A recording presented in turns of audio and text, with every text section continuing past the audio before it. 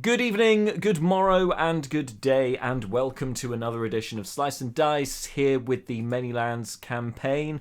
Thanks for those of you who joined us last week for session 32. Some updates since then. We have a very large DK on screen, and that's because Dan's back, everybody!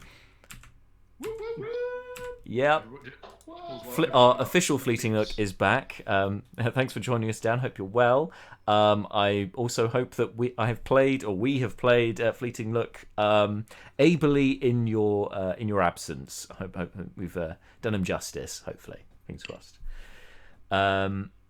So before we start today, last week you may have noticed we had a very special one-off stream on Wednesday where I was hosting Quiz Night. Nothing to do with D&D, just really in the current circumstances, bringing something, some relative normality, but also a bit of fun, a bit of a different thing to do on a Wednesday night.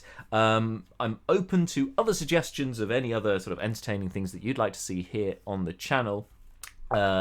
Just to keep us occupied, because we've got some extra time on our hands at the moment, to be fair. So by all means get in touch and let us know what else you'd like to see. And of course, if you did tune in for the quiz, thanks for those of you who did.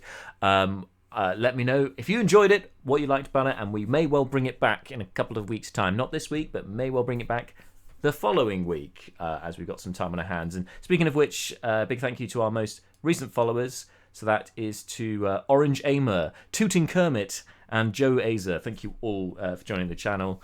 It really means a lot to all of us.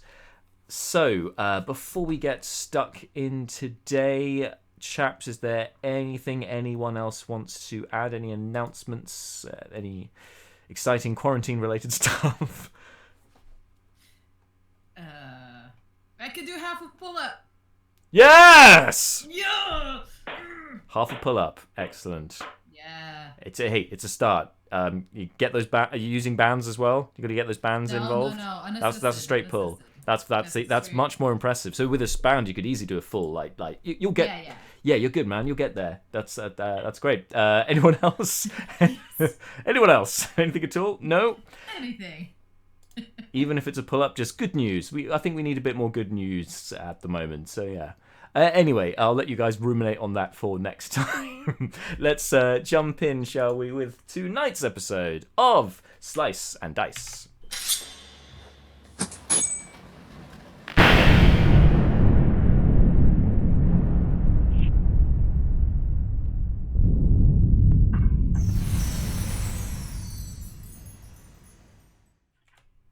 And we are back. So, guys, last time we had, for the most of you, aside from one in particular member of the group, arrived back at Heroes Landing after your encounters on the way back from Rackfell Manor. And you had come a cropper on the journey back to Heroes Landing, as you had come across some troglodytes that had abducted a halfling child, and you managed to save the parents before they met a similar fate, and then had to delve after them to save the child called Pip Pumpadew.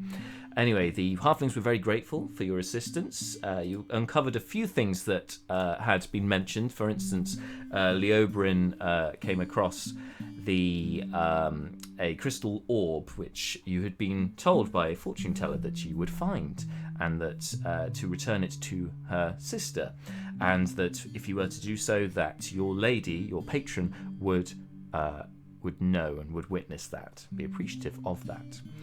You also came across the leader of the troglodytes in this particular cavern was a froglodyte, for lack of a better word, but you soon unearthed from the annals of your minds that it was in fact a otherwise mythical creature known as a banderhob, which you had managed to overcome. And you also found a ciphered tome which seem to be written in Dwarvish, but as I said, in a cipher. So it's going to take some time to uncover what is written, coded in that journal. But the last entry, scrawled in common, said, "Cursed, I'm so cursed, the hunger. Where does this all fit in? I guess we'll find out. But as you guys arrive back in Hero's Landing to spend the night, you decided to take your lycanthropic companions, that including Fleeting Look, and your two prisoners. I say prisoners, your two nobles who have been afflicted by the disease. One, Greta Grouse, and Captain Mandeville. You assisted them all, took them to the Temple of Ruish, hoping to get some assistance for them. Perhaps the priestess there could heal them, could lift the curse. However, it appears that lycanthropy is a curse, an ancient curse that cannot be lifted by a simple cure curse alone, and only, as far as we know, these very rare and very old cure curse potions, one of which you were given in Hilberg, can lift such a curse. There are possibly other ways to lift the curse. Only one of you have been offered another option so far, and that was Seth, was offered something by the voice that he keeps hearing from the cursed medallion that seems to be following him around, offering to lift the curses in a similar way to how that same entity brought back Naeris from the dead, seemingly from the dead, all the way back in the cavern underneath Flaming Jacks.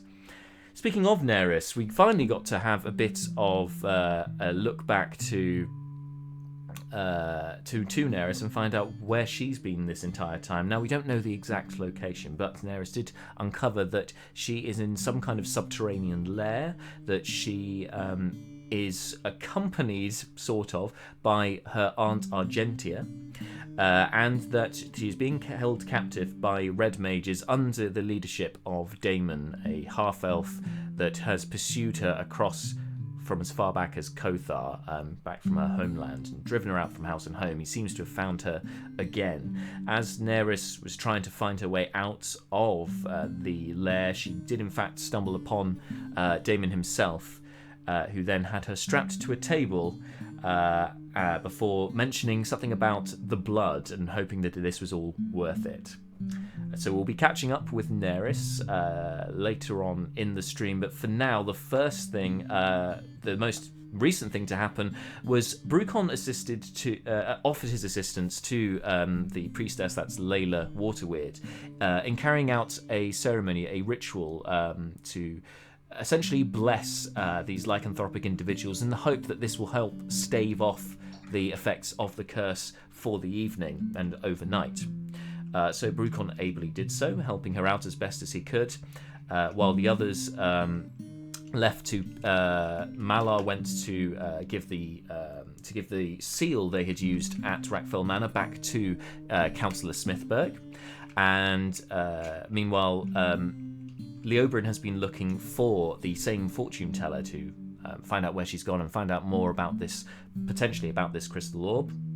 And Seth went to secure lodgings at the Weary Traveller in Hero's Landing, but also made an offer to the doppelganger, which has still been incarcerated inside a large trunk that you guys have been in possession of for a couple of days now.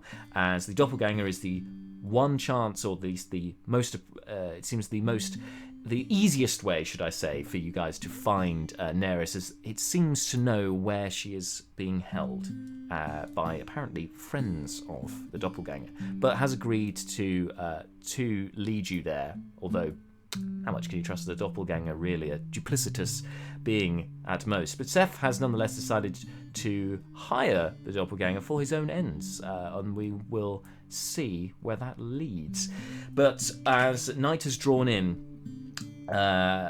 Captain Mandeville seemed to not be able to cope with his new curse and coming to sort of terms with his new reality, and so tried to take his own life. Brukon managed to interject and stop this from happening, and managed to talk him round, however, later on that evening as moonlight shone through into the temple.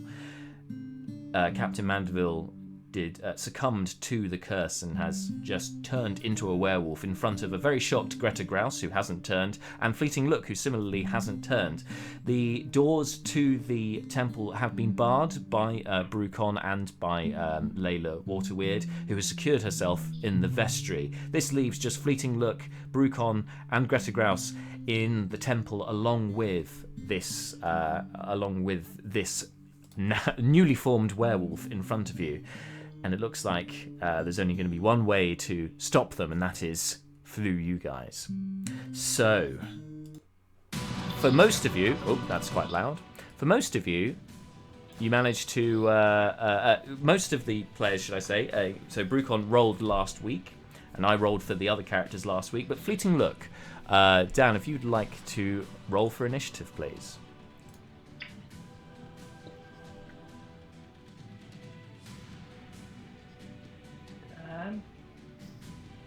There was definitely a noise. What did you... Oh no. Dan, are you... Oh, this is a good start. Dan, are you still there? Yeah. Excellent. What did you roll for initiative?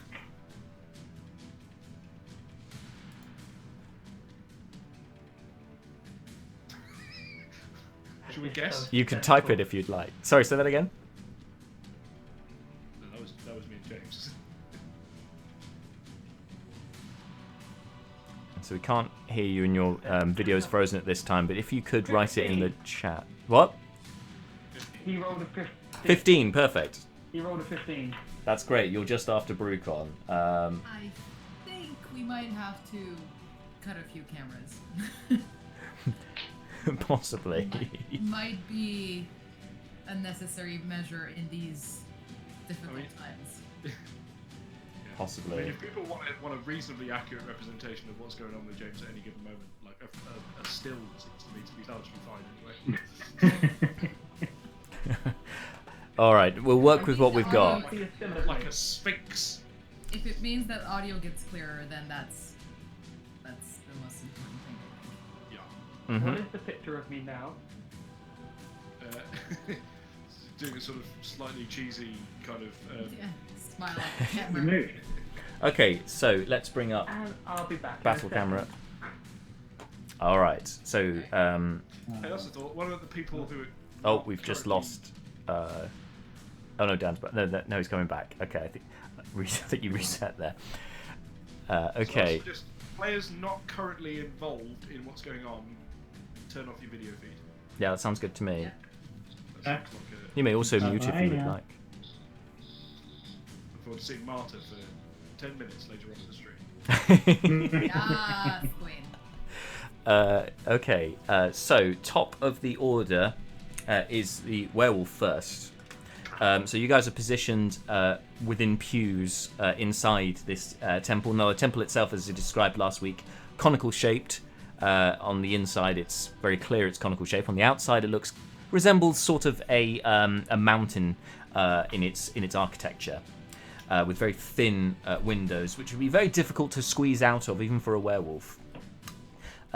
You guys are arranged, as you can see on the battle camera, if you can see the battle camera. But I can describe it to you if not. But anyway, top of the round.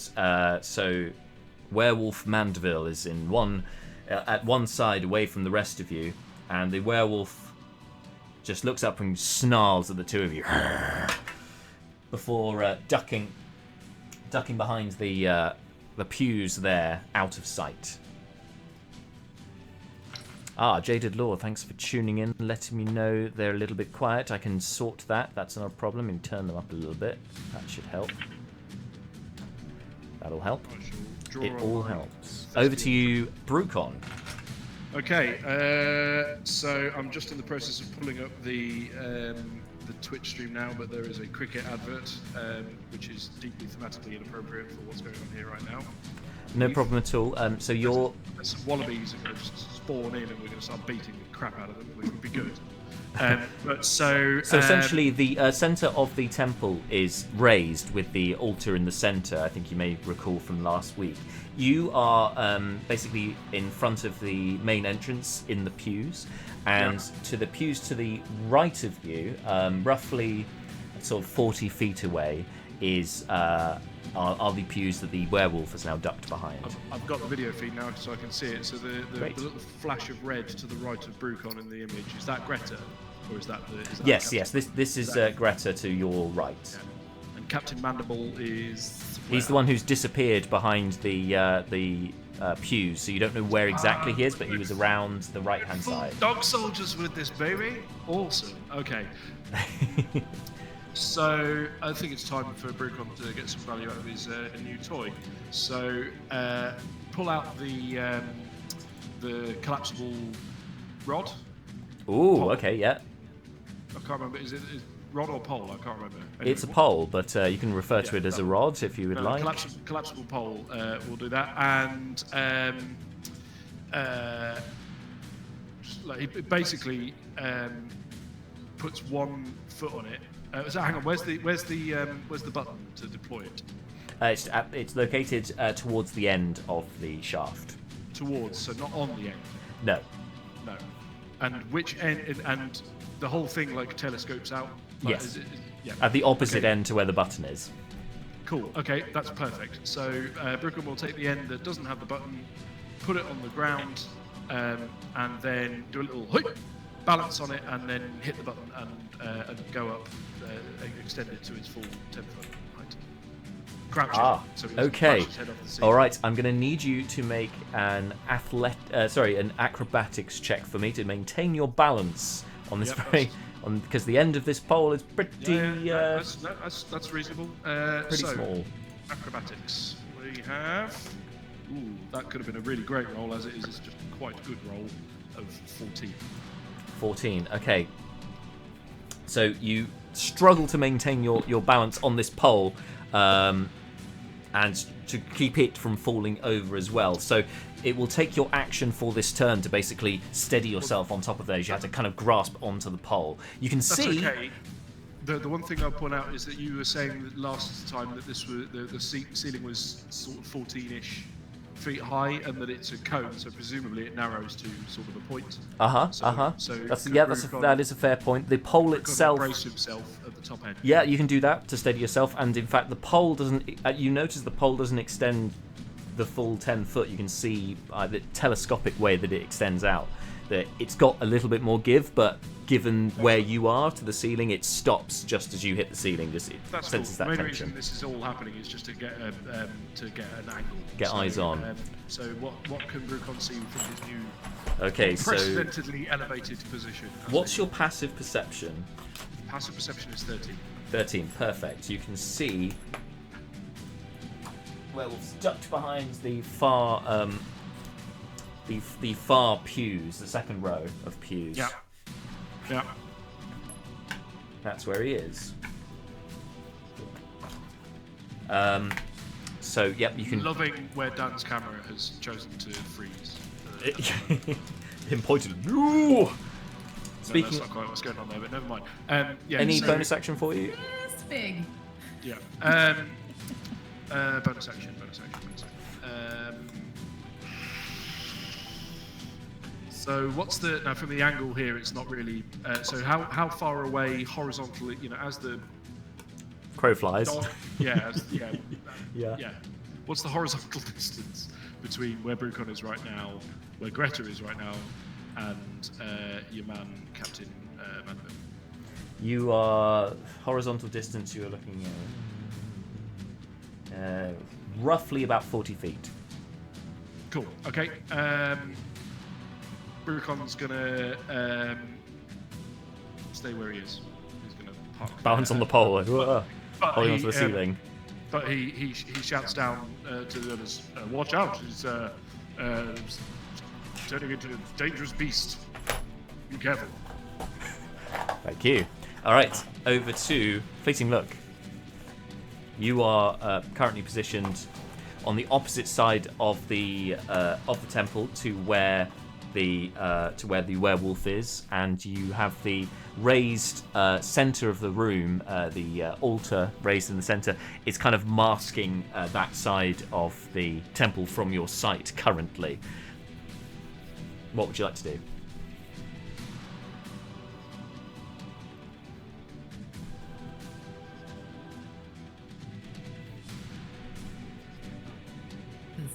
suspense is killing me. The suspense is killing me also.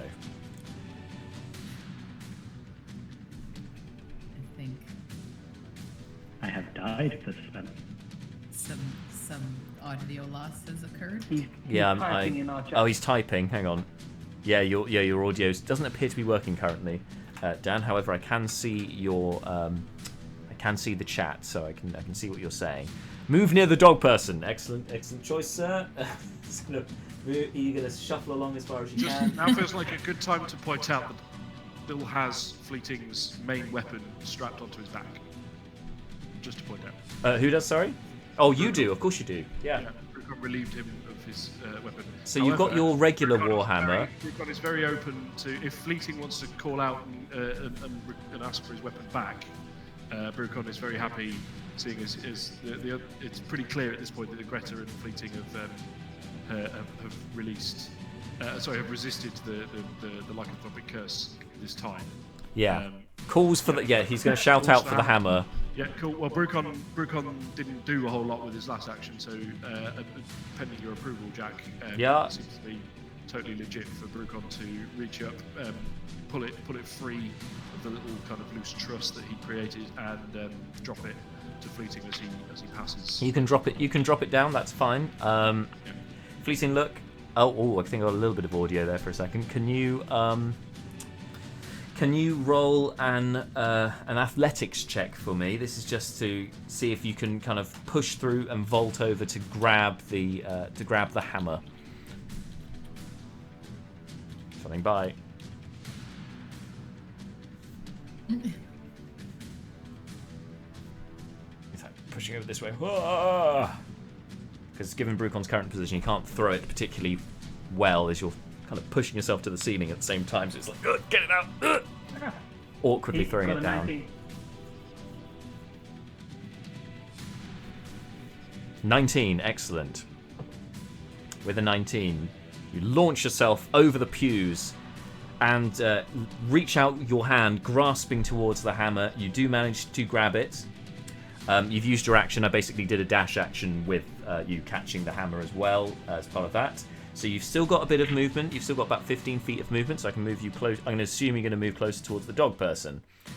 But the main thing you notice when you reach out to grab the hammer is actually, in normal circumstances, you hadn't quite grasped the handle. You hadn't quite grasped the shaft. That sounds wrong. You hadn't quite managed to grab it. However, it seemed to be drawn to your hand just in that moment as you concentrated on grabbing it. It just seemed to almost fly into your hand, Molyneux style.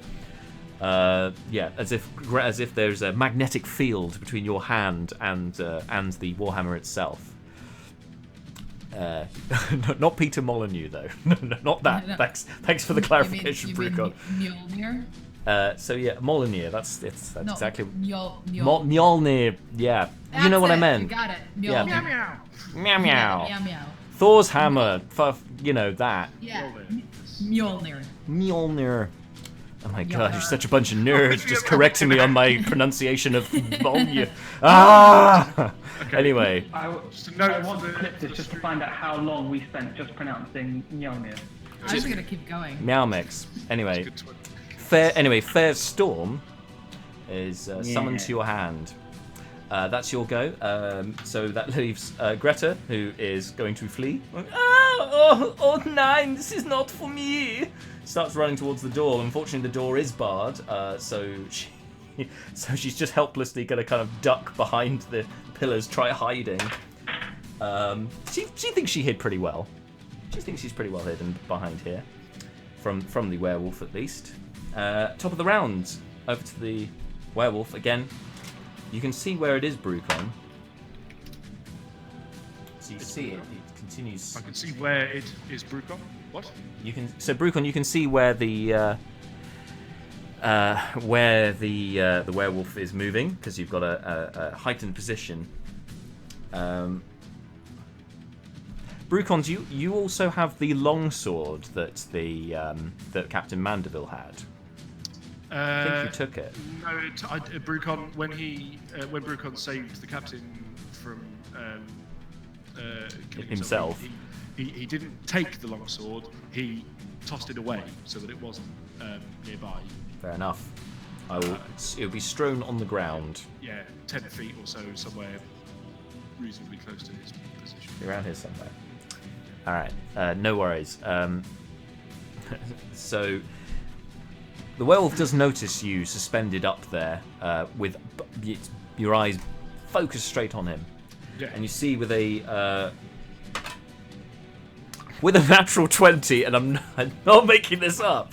He rips part of the pew up, stands up, and launches it across at you. Unfortunately, it does miss you completely, and it doesn't. I don't agree with your adjective at all there, but fine. You what? Sorry. You said unfortunately. No, it's not. Unfortunately for him, I'm talking from the perspective of the werewolf. Great news for you. It doesn't hit the pole either, because that could have been problematic.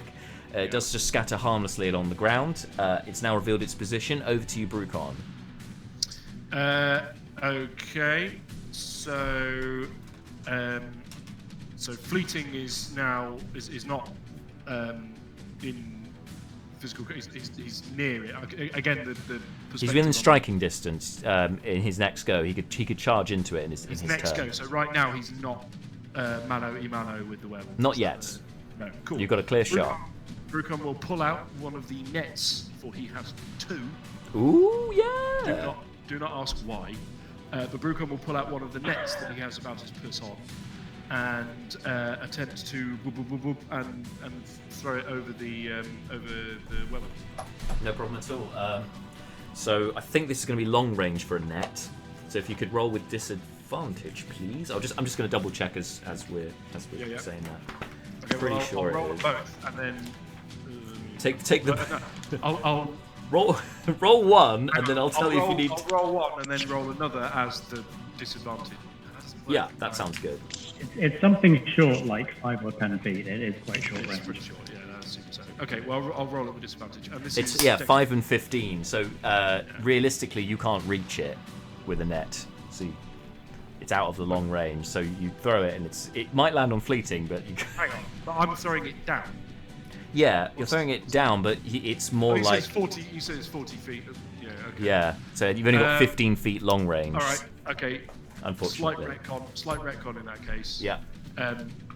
Push off from the wall behind Brukon. Yeah. And go like that, and leap off and try and throw it through. If he's able to get within range as he flies through the air, then Brukon would like to. He's basically trying to propel himself towards him. I love it. Make an athletics check for me, please. Athletics. I can do this. You're gonna launch yourself Don't know off. if I can do it well. I can do it. 12. 12. Okay. Launch yourself off. You do go prone on the landing. You do scupper the landing a bit. However, you've still got movement. Yeah, as the pole clatters to the ground. So you can move within the range of the net and throw it on. Cool. Yeah, then do that. You've got a 5 feet short range, but if you want to do long range, it's up to 15 feet. What would you rather do? I'd rather spend a key point as a bonus action to give myself an extra dash. Excellent. Okay, so you're gonna. Dash? Let me just double check that that's how that works. For Step of the Wind, yeah. Yeah, that's what. Yeah, Step of the Wind is indeed what I'm aiming at. So yeah. So yep. So you're gonna run within melee range, throw the net on, and then run out. Just to clarify. Well, we'll start with running within melee range and throwing the net on him. Okay. Boop, up to him. Throw the net. Make an attack roll, please. Yep. I haven't got the Marshall. What's the stats on net? Are they finesse thrown? So dexterity. Is that the? For net. Yeah, it's a special. Hang on, I've got it right here. Thing. It might be strength. They're a martial ranged weapon, so you wouldn't have your proficiency bonus to add on to the net. Are they ranged? Yep. So it's dexterity, yeah, they're ranged. Dexterity, yeah, you can put dexterity on. I do have inspiration, but I'm not going to burn it on this because it's a bit early for that. So just roll this plus dex. So this was 4. Oh wow, 23. 23. Nice. You get the net. The net covers the wolf at this time. It doesn't go prone, but you've covered it with the net at this time. It's currently restrained by the net. Splendid. Yeah. Okay. Excellent. With a bit of, I'm guessing Brukon's got at least a little bit of spare movement. Yeah. In the pocket from the step of the wind. Brukon will sidle around to be on the far side of the werewolf from where Fleeting is right now. Good. That's good thinking. Okay. And then he does the sort of like, poised and ready to kind of like dive on this thing and try and restrain it even more if as it's sort of struggling out of the net, if that is indeed where it goes down. That's great. And because you did step of the wind, I've given you a bit of a gong. For a moment, I couldn't remember what the button was, but I had it. All right, great. So, Fleeting Look, it's your turn. Yes. How close am I to the werewolves? I can hear you. Great. You are within 30 feet. Okay. I will move to the closest one. You are up in its grill, and you have Brukon flanking. Did I get my hammer back? Because I might have missed that bit. Yep, you got your hammer, you caught it, and it seemed to magnetically almost be drawn to your hand in that moment. It's very strange. Wonderful. I will attack then. Oh, full attack! Okay, so make an attack roll with the hammer. With advantage for flanking. Oh, okay. 13. 13 with advantage. It still hits, fortunately. Oh, wonderful. Thought it was a bit low, but that's cool. It still hits. Roll for damage. 8. 8 points of damage. Werewolf's looking, unfazed by your attack. But you did manage to get a good hit, crack it in the jaw, and then turns back, flicks its head back, snarling towards you. You can see still the remnants of clothing from when this was Captain Mandeville only seconds ago. Okay, that's your turn. It's still in the net. You would have had advantage anyway from it being in the net, but you're flanking as well. It's going to use its action to try and break free of the net. It's a strength check, which it just succeeded on. DC 10 strength check. Rips apart the net. And it actually destroys the net in doing so. But that is its action for the turn to free itself from the net. Okay. So you've hindered it long enough to get another crack at it. Okay. Top of the round, then back to. That was top of the round. Over to Brukon. I didn't think about this before, so I'm assuming that as a result of Brukon's manoeuvre involving the collapsing rod, that is now over, sort of lying on the floor over where Brukon was before. Yeah. Exactly. Yeah. Okay, so Brukon's going to. How far away is that? How many square? How many feet? To the pole, it's roughly 40 feet. 40 feet. Yeah. You've moved a lot. Yeah. I'm struggling with the dimensions of this room a little bit, but It's just about here, the pole. This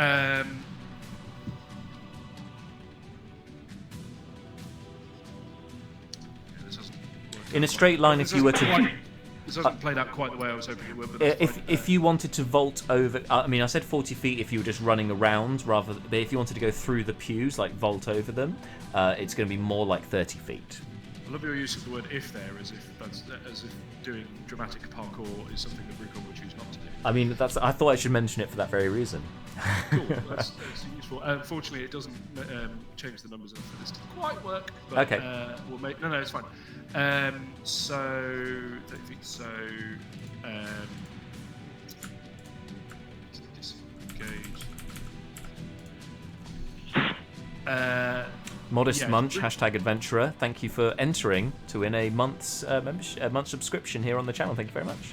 Yes, indeed. I forgot to talk about that earlier. Brukon is going to disengage as his action. Okay. He's going to, as a bonus action, click his heels together and activate the Boots of Sped. Boots of Speds, yep. Sped. Nice. He's going to zip over to grab the pole and then zip back, and he's very happy to make an acrobatics check in the name of doing that. Sure. Make an acrobatics check, sir. Sure thing. We have... Oh, God, my rolling is deteriorating. 11. 11. It's not your finest acrobatic performance. You, rather than doing anything particularly fancy, you just kind of hurdle over the pews, which for a dwarf, because these are human-sized pews, is quite an achievement in of itself. But for you, this is average, as you head on Solid. over, vault over the pews.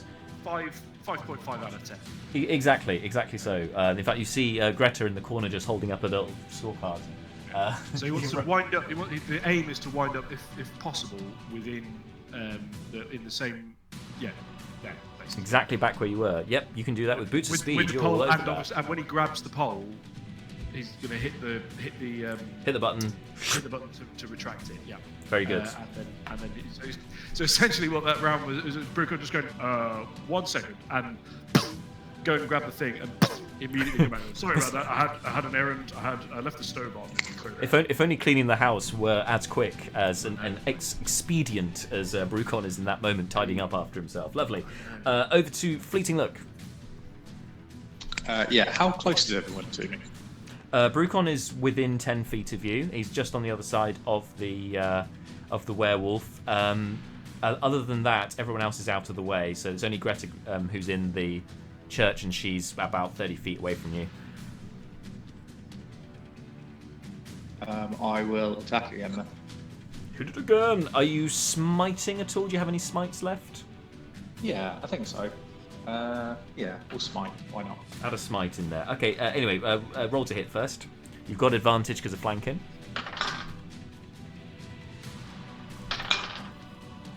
22. 22 is definitely a hit, so roll some damage and add in that smite. Also, once you've done that, try bring your video in and we'll see if we're still having problems. I'll give it a go.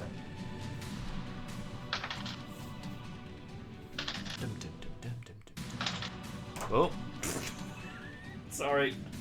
I've overbalanced a little bit there. I went away from Twitch for a moment there, but I feel like something happened. Yep, okay. I kind of dropped the webcam, but it's back. How are we doing on damage? 22. 22 with a smite in there. Whoa, that's a big hit. Plunk, you kind of, this time, uppercut with the hammer under the chin.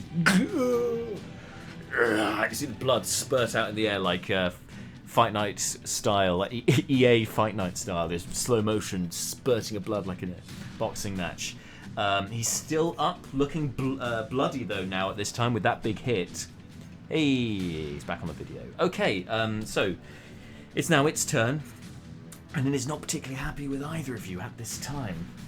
So first thing it's going to do is going to try and grab you, Fleeting Look. It's going to make a grapple check, so roll either athletics or acrobatics to escape the grapple, please. Not. That was a natural 20 you just rolled, wasn't it, Jack? Yep. 20. I've got a natural 20, so that's 22. 22. Yeah. I want to ban that set of dice right now. Ban it. It's my devil dice. It's working again. Bet you don't want to ban them as much as Dan does. So with that, it's going to so it grabs onto you, and it's going to just shove you over to the side here, throwing you 5 feet, and then second attack, as it's still grabbing onto you, it goes to bite you this time, but horrifically misses with a 4 on the dice. That's going to be 9, which I'm sure misses. So over to Brukon. Okay, Brukon's gonna aim to. Is Brukon next to a one of the pews there? Yeah. Yes. Brukon's gonna launch himself and try to pin the werewolf to the like, so launch off the pew, try to land on top of the werewolf, What? like its chest, and then collapsible rod and deploy it so that the telescoping end shoots out, and the idea here is to kind of try and pin this thing to the ground with it. Okay, sounds like a plan. So first of all, you can get onto the pew, no problem. Just for this whole sequence, can you make an athletics check for me, please? I can certainly attempt one. Let's hope I roll better than the last time. I did roll better than the last time. 21. 21, and this is contested by him. Yep, that's 20's a fail, so you do manage to pin him. You launch off the pew, and then when you pull the rod out and press the button, it extends until it hits him, and then it stops. Dude. Okay. Well, this is a learning experience. So. Of course. That's your action. Pressing the button was my action. No, the whole. So the pressing the button, launching yourself, and attacking it essentially is the action to do that. Okay. You've still got a bonus action. Yeah, but not really anything to do with it. So park there. Okay. I've got its attention. Got it good and annoyed. You've got it prone as well, which is obviously going to be very useful to Fleeting Look. Your turn. As Fleeting Look sort of like steps up to do whatever it is he's going to do, Brukon looks up to him and says, "If you can, don't kill him. I made a promise. Please." Okay, could I attack with non-lethal damage, please? With your Warhammer, yes, you can. Not a problem. Make an attack roll, please. Do I still get advantage, or? Yeah, he's prone. You've got advantage. Natural 20 on the first roll. Woo! It's rubbing off, obviously. All right, so that's double the dice, please, on the damage. Sorry, is it the same die for non-lethal? Yep, same die because you're using a blunt weapon because of the house rule. Because you're using a blunt weapon or a bludgeoning weapon, bludgeoning damage. It's the same die. It's only with edged weapons that you have to, and slashing damage or piercing damage that you'd have to do things slightly differently and get a different die. So you're good. Cool. 19. 19 points of damage. It is still conscious at this time, but again, looking pretty wounded from that hit. A bit ropey, a bit dazed, but it's still there in the fight, and it's in fact its turn. So it's going to try and get up. Because you've got the rod over it, Brukon.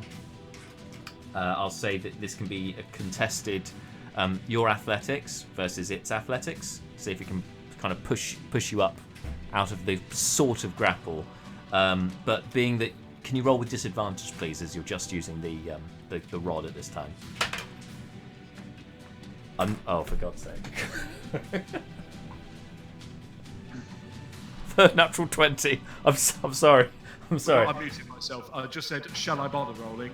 But you never know. I might roll a pair of 20s. That's true.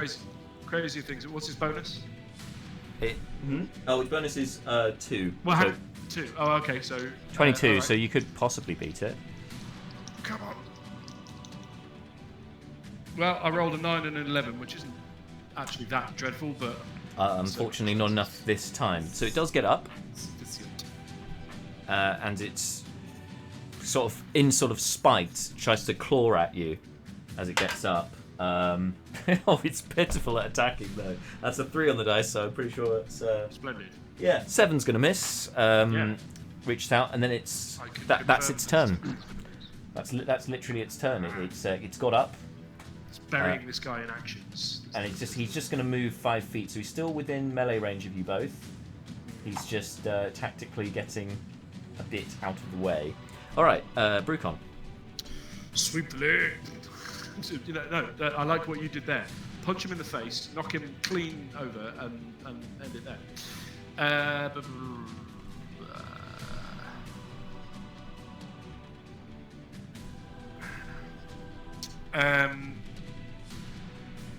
Screw it. Gonna go for a grapple. You can't roll a natural 20 every time. Good point. Let's go for a grapple then. So he's going to use athletics. Yeah, I have to use athletics, don't I? Yep. You Yes. only get the choice when you're trying to escape. Yeah, that's right. Oh, So okay. 10 I got. 22. 22. You got him in the grapple, holding on to it, like, and he looks like he's going to bite your hand next time. Got him in the full Nelson. Oh, okay, sleep fair hold. enough. He's going We'll to go bite with at your arms. sleep hold. But yeah, which obviously means that Brukon is dangling from his bag. Yeah, exactly. But yeah, we'll call that the werewolf in Brukon's first leg grip. Excellent. Okay, so it's now grappled. Over to you, Fleeting Look. I'll do the same again. I'll attack with non-lethal damage. Okay, make an attack roll, please. 18. That hits. Roll some damage.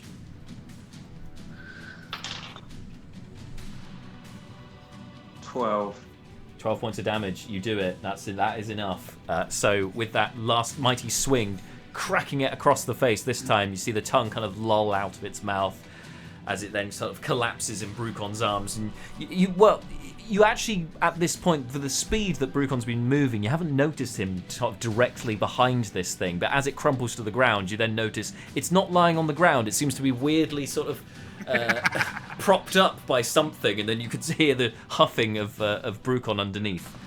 Yeah, Brukon, yeah. There's a moment, and then Brukon kind of like pops his head out from around and goes, "Thank you." So look, that was exactly what I asked you to do. Thank you. And then we're gonna sort of scooch out from underneath him and pull out the other net. For Brukon he had two, now he has one. Indeed. And truss this bad boy up in it and twiddle the collapsible pole. Put the collapsible pole through two ends and then spin it. But has anyone here seen if anyone's seen Shanghai Noon, the trick with the bar when they're in the prison cell, when he like spins it round many times to tighten it up. Brukon's doing that. Literally watched that last week. Nice. I haven't, but I can envisage that. Brukon's doing that. There's less urine involved this time.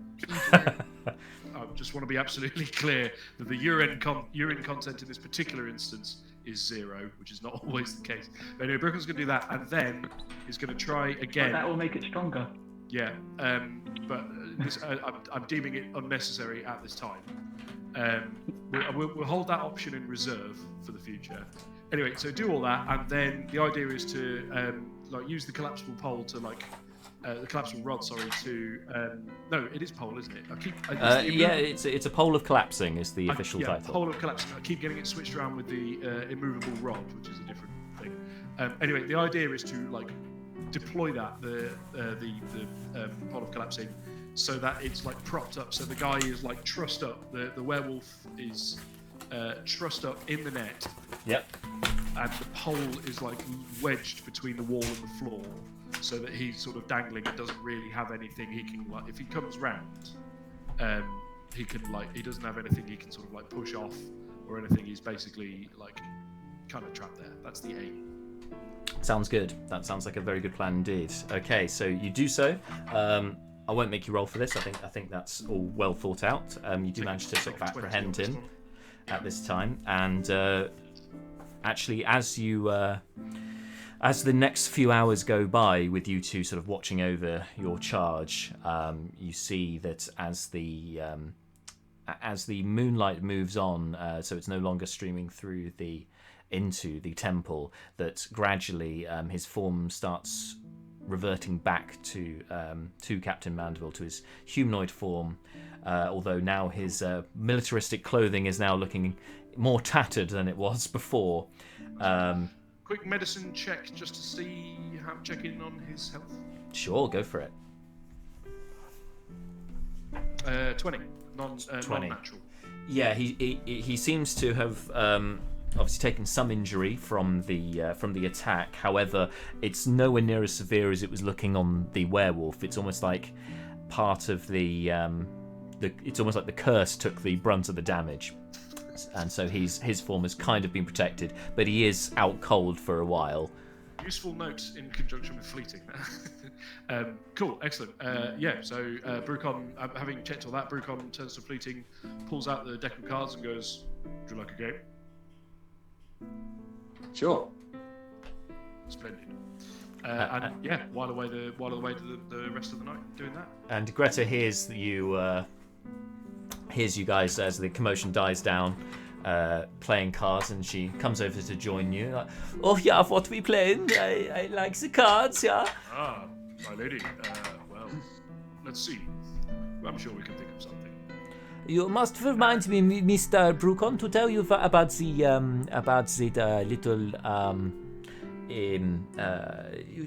the necklace that I gave you, the effects that it has in the substance inside. It is can't be very well, useful is the wrong word, but it has its uses, eh? Oh yes, I should like to hear about that sometime, but let's not worry about it right now. And see. Yeah. So we'll cut over then at that point to let's rejoin Malar, Seth, and Leobrin at this time, guys, if you'd like to bring yourselves up. I wanted to clarify first of all with Malar, after returning the seal, I believe. Hello, guys. I believe Malar, you wanted to go to. So you went to return the seal, but after that, did you just want to rejoin Seth at the inn, or was there anything else you wanted to take care of that evening? Just going to go back to Seth at the inn. Excellent. Okay. So you two kind of go to rest up for the night. Malar, you kind of see Seth has been guarding the doppelganger chest. So between the two of you, you can hock that inside. Rooms have been secured for you. In fact, you're told by your two friends who have joined you, that being Gustav Racontel, the merchant from working on behalf of the Rumbleguts merchant family, and Gary Bumblefoot, a counsellor from Morningill. You have the rooms have been paid for by them, and they've even they just kind of, as you come inside, they offer you a round of drinks which they've bought as well.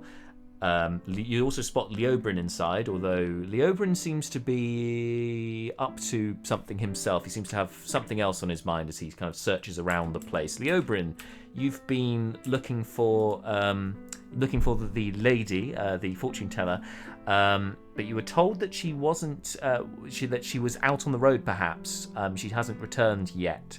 Just wanted to clarify before you do anything else, before you rest for the evening, whether you were going to go out looking for her or whether you're going to leave it till morning. What time of evening is it? This is about sort of 7-8 o'clock now. About 8 o'clock, sorry. Yeah, I'll do a scout streets to see if I can spot the fortune teller. Okay, can you make an investigation check? Sure, making sure she hasn't fallen afoul of something she didn't fall.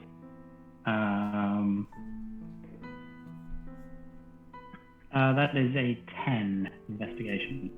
So from what you can tell just from your cursory check around the inn, it doesn't seem like she has left in a hurry. For instance, her tarot cards and the like have all been taken. They're not just left strewn about the bar. So it does seem that this was a planned exit, but you don't find any conclusive signs of where she's gone. Just looking outside the inn, you see you momentarily see some light flashing at the temple before it from within the small windows of the temple. But everything seems to return to normal quite quickly there. There doesn't seem to be any hard and fast signs at this time as to where she could have gone. I mean, little old lady lost somewhere is not a good thing. On the other hand, she can see the future, so she shouldn't get into too much, right?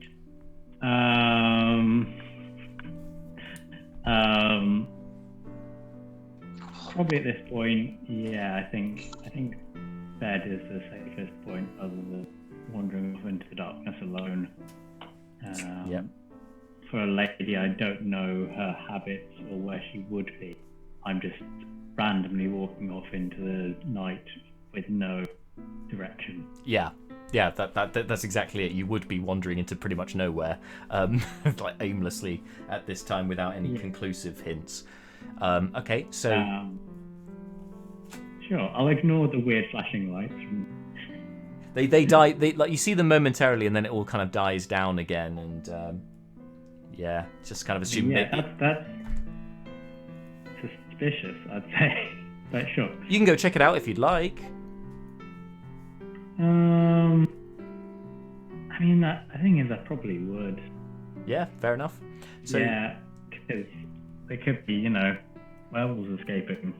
So, so you go to the temple. You find that the door is locked. Seems to be barred from the inside as you try to open it. Just won't open. I'll give a quick knock. Anyone capable of speaking common? Okay, so Brukon and Fleeting, look, as you're settling down to play cards, you hear this knock at the door, and you hear Leobrin's voice. They're just coming back now. They weren't expecting this to happen, but it's fairly. I mean, I think it's consistent with. This is exactly. It makes sense. So, guys, what did you want to do? Brukon calls out, yes, we're here. How are you? Very good. There were just sort of strange flashes of light, and I was making sure that they're still attached to all of their limbs and not teleported some bizarre place. I don't know. Things keep happening. Yes, no, that's very sensible of you. No, we're all fine here. There was a brief lycanthropic outbreak, but Sir Fleeting and I were able to bring it to a satisfactory conclusion very swiftly. Everything's fine here. See you in the morning. Oh, okay. Very well. As everyone goes away, Brukon, you can just hear Brukon go, "So, Lady Grouse, tell me a little more about this gift of yours." And that's the last thing you hear as you're leaving. Excellent. Yeah, that sounds right to me. Tell me about the drug lady. Yes. I walk away. Now, just as a note, but I think please remind me in the chat if I didn't about what's the. Oh no, I did. I wouldn't have. But I will put it into your character so you know what the stuff does. I think it'd be. Oh, I did. I told you what it was called, but nothing else. Yeah. I will disclose it on your character profile after today's session. So, but if you choose to use it beforehand, I can of course reveal what it does live, but just to avoid any spoilers for the rest of the party. Anyway, so you head back to the inn, Leobrin, to join your companions. Yes. And you bed down for the evening. You have at least for Seth and for Malar, you have a relatively peaceful sleep, but you can't help but wonder about your missing comrades, and after today's events in particular, it seems to echo what perhaps could have befallen your friend Naeris, and this kind of hastens your resolve that you all wake up unnaturally early to continue on the road. Leobrin, you have a bit more of a fevered dream. Oh, good. You, oh, jolly good. This face you see, first you see before you a set of cards, and as one turns over, and then the next, you see the same cards that were turned over by the fortune teller. They're the same images. There's, I've completely forgotten what they are, but I believe there was a 10 of wands, and some others tarot cards appear before you. Lots and lots of gold, piles of gold. The gold and the extra gold. And the characters that appear on the cards before you, they are people you recognise. The first card that turns over with the with the assortment of wands, you see none other than Fleeting Look and Seth, that seem to be sort of a two-man ring of roses in this picture, holding onto wands. You then the next one, you see Malar holding forth one staff in his hand on its own. You then see one of Brukon in a pile of gold at this time.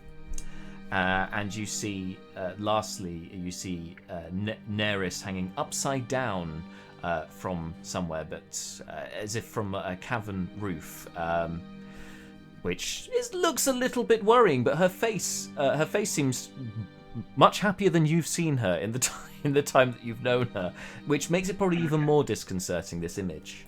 Yeah, it's not like covered with a dark man.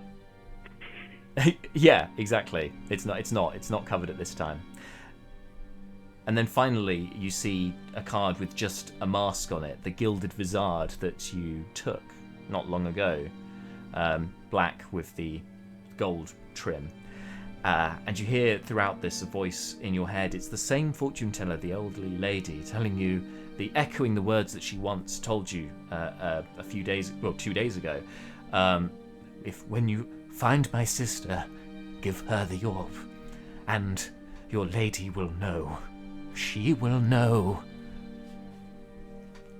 And that's mainly what that's with a start. You wake up in cold sweat, but it's a lovely morning. The sun is shining, and all of the troubles of yesterday seem to be forgotten for you all as you sort of wake up for the day. You find that breakfast has been laid out for you. It seems that Gary and Gustav have again paid for breakfast ahead of time, and so you are greeted with an abundance of cold cuts. It's a real continental breakfast put on display for you. All things considered, for Brukon, this is quite a lavish breakfast, as well as the staples: bread, cheese, a hunk of ham. There's also there seems to be fresh fish that have also been put out for you, with some seasoning, and that's not just pepper. It's it seems that Heroes Landing has some culture, some culinary culture seeping into it, which other areas of Brukon, in your experience, have not yet had. Goodness. There's some dill. Exactly. Bit of lemon as well. Bit of lemon, bit of lemongrass, bit of dill added to your fish for the day. So, can I try and, as Malar comes downstairs, he sort of swings by the bar area before heading over to get breakfast. Mm-hmm. Or, excuse me, sir. Yeah. I was wondering, I'm feeling like I need extra occasion for the day. I was wondering if you serve any nog. It's a beverage from back home in Isk. It's made with eggs and milk and spices and such the like. I don't suppose you would happen to stock any? I'll take a pint if you do. I assume you're talking to me, right? The red-haired barmaid comes over to you. And as you happen to know, also owner of the establishment. No, it's not really something we've had much call for here. I mean, we don't tend to get that sort of export from across the Star Sea. You said egg, milk. What else did you say was in that? Egg. Well, it's more cream than milk. Oh, okay. It's eggs, and you blend, you separate and blend and recombine, and then add milk and whisk that, and then you add in crushed up nutmeg and a little bit of delicious. Nutmeg. I will see what I can do, sir. Most appreciated. No problem at all. I mean, that'll be 2 silver pieces. There you go, miss. Thank you very much. And was that served hot or cold? As cold as you can possibly get it, miss. Right. Otherwise, it tends to just congeal. I see. Deacon, wasn't it? Yes. I Oh, recognise your- yes, Deacon Malar Shade Creek. Thank you very much. It's no problem at all. I will see what I can do. And she disappears into the kitchen. You hear some kind of her sort of shouting across that. Hey, can you put together some eggs, cream, nutmeg? And you hear the chef go, what are you talking about with eggs and cream? It's made up. It makes sense. Right, how do they want it cooked? No, it's cold. It's cold. Cold? Eggs and cream cold for breakfast? What is this? Oh, it's something from Misk. I don't know. And she pops back out, just all smiles, like nothing's happened. Anyway, as you settle down for breakfast, a few minutes later, you see her appear from the after some shouts in the kitchen, going, "I didn't say scrambled egg. I said make it's nog." And she comes back out again, all smiles. I'm so sorry, Mr. Shade Creek. I'm afraid we've had a couple of issues with the naan, but just don't worry. Give it a few minutes, and we'll just see if I can get another batch made up for you. Apologies for the wait. If it's gonna be a problem, Myra, forego such thing, and I'll be happy. Not at all, sir. We aim to, the weary traveller is here to satisfy all of your needs, at least in a sort of ablution kind of sense. I want to make sure that you're well rested ahead for your travels, and of course, your two compatriots here, these two gentlemen, have been telling us about the heroes of Rackfell Manor. So we must do our best to supply for you what you should require. I'll be back. I'll be back shortly. Anyway, a few minutes later, she comes back out. This time with a goblet in hand and presents it to you.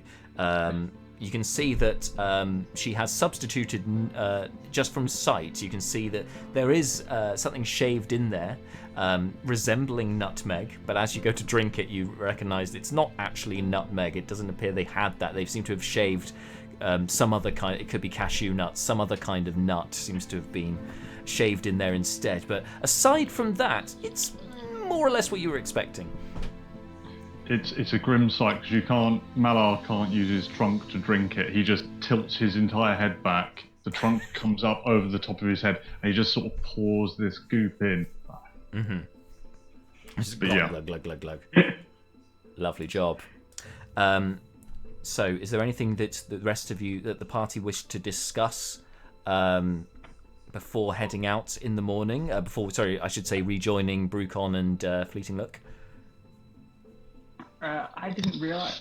Can you hear me first of all? Yep. I haven't spoken for a while. Yeah. Oh, good. I didn't realise we were taking a full evening. I didn't realise we'd got into the morning before we did. But could I wake up an hour early just to examine the longsword that we were rewarded at the manor to figure out what it is?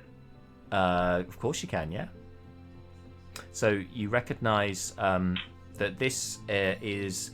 This blade is magical, and it emits light from it, this longsword. It seems to emit light to 15 feet, bright light, and then dim light 15 feet after that. It's essentially, I can't remember what it's called, but it's in Xanathar's guide. So it's a blade, shining blade. That's it. It's a moon touch sword. It's a moon touch longsword. Cool, thank you. Yep, there you go. That was the only thing I wanted to do, just take because Leo said it was 8 o'clock, so I was like, short rest, then long rest. Yep, you're all long rested. Cool. You can, you've got like 2 hours of your 8 rest to be awake for, so I'm assuming you can check it out during. Oh yeah, no, we'll check now. So yeah, are we ready to go collect our people at the church? Okay, great.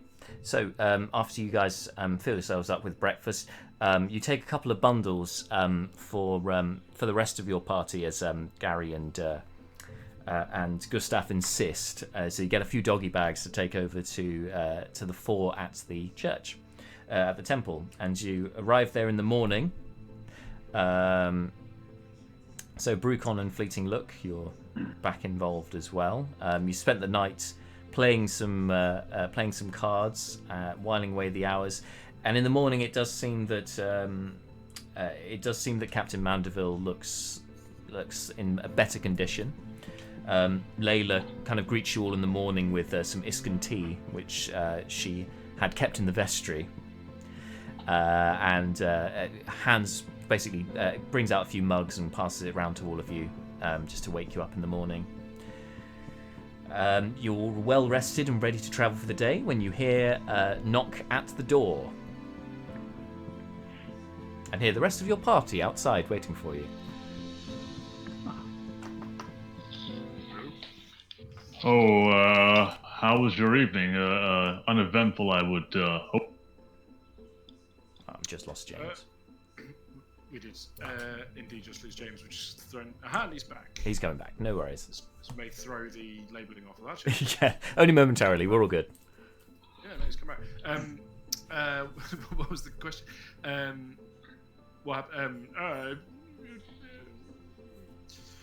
Largely uneventful, I would say. Certainly some incident, but we got through it okay, I think. Would you all agree? He says, turning to the other people. I believe I have some of my own. It would appear that has granted me additional blessings. I believe I may be able to help us track down Ms. Naeris. I can try and pull something out now if you would like. That sounds splendiferous. That would be extremely useful. I don't suppose you're in a position to do anything about our friends here. Oh well, I would refer you back to. I would refer you back to the conversation you had last night with the priestess there. This can only be cured by significant magics. I suggest we try and find things post haste. Very well. Hopefully that we can kill two birds with one stone. Yes, let's crack on. Okay. So Fleeting, you agree, or any other thoughts on your behalf? No, all agreed. There we are then.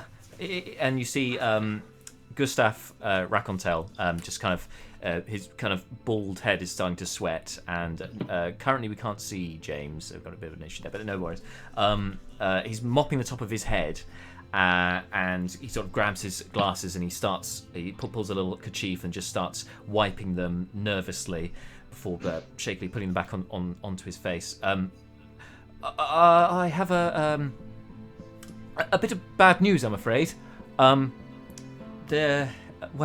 It seems that we are going to be parting ways shortly. Of course, I understand the next leg of your trip, or so Mr. Bumblefoot has said. Sorry, Councillor Bumblefoot, I do apologise, has said that you're going towards Hilberg, and I'm afraid that is that takes the half road going north. I'm going to be continuing west to Burikrin, to Rundar, the capital. I mean, Rundar is Burikrin. It's not important, but I need to go back to my post. So I'm afraid I will be having to split with you just outside of Oraglor. I won't be able to take you any further in my carriage, I'm afraid.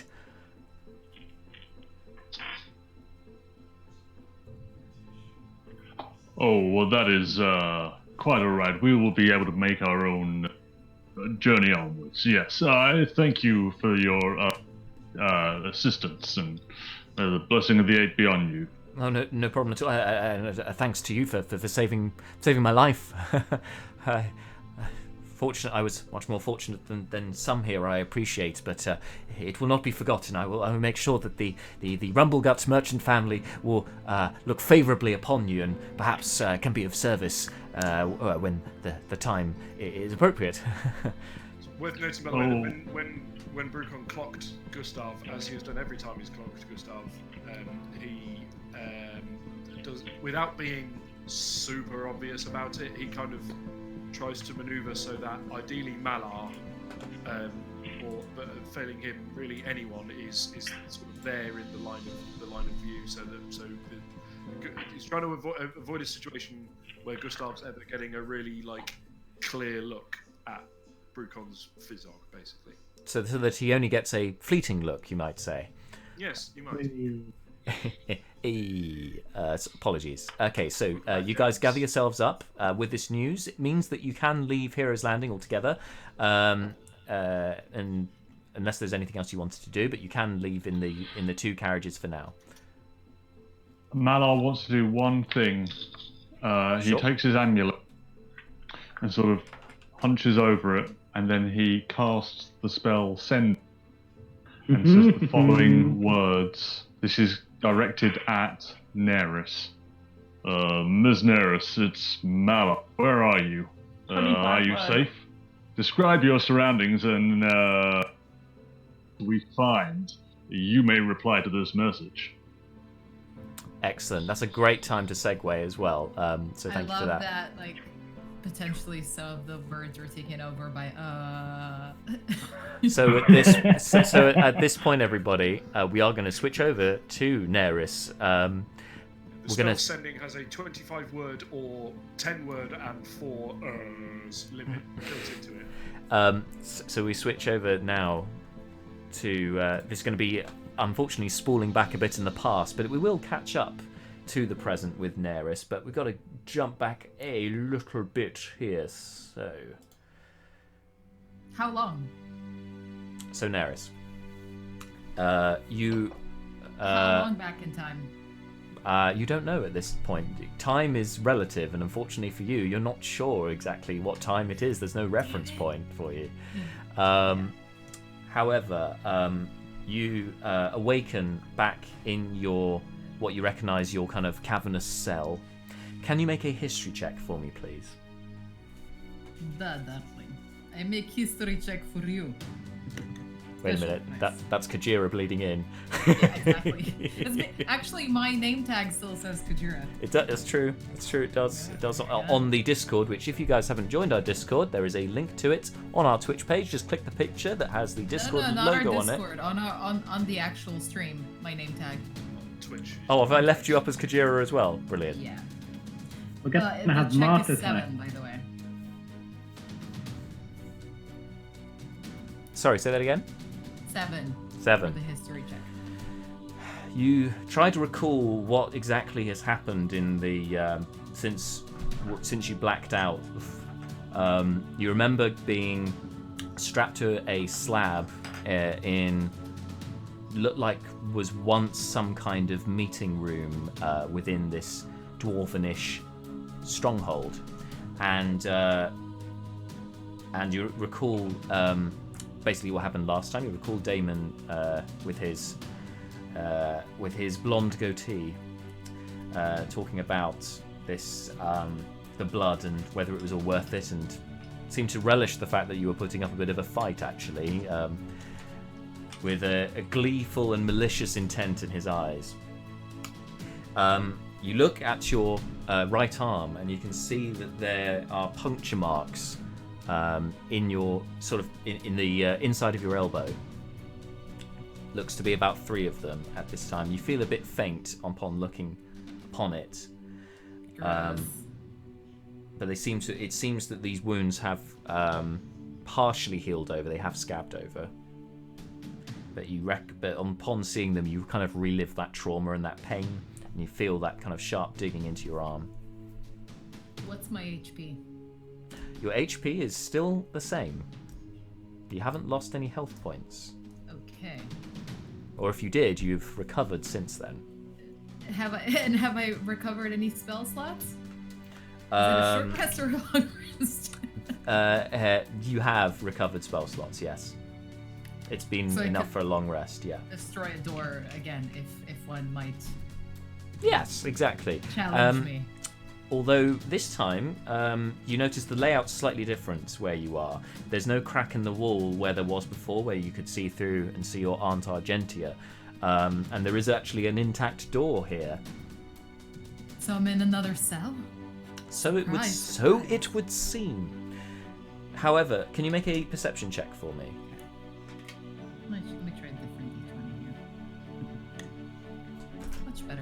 That will be 22. 22. So, as you look up, get your bearings, noting that this room is different from the last cell that you were in. You then notice, in the opposite corner of the room, standing just over 6 feet tall, a creature that takes you by surprise at first, because on seeing the feet, you just assume this is a normal, this is just a normal humanoid, perhaps even your aunt. As you kind of pan upwards, you see heavy studded leather armor. It looks as if basically shards of metal have just pierced straight through the inside of this leather armor. It looks very crude in its construction.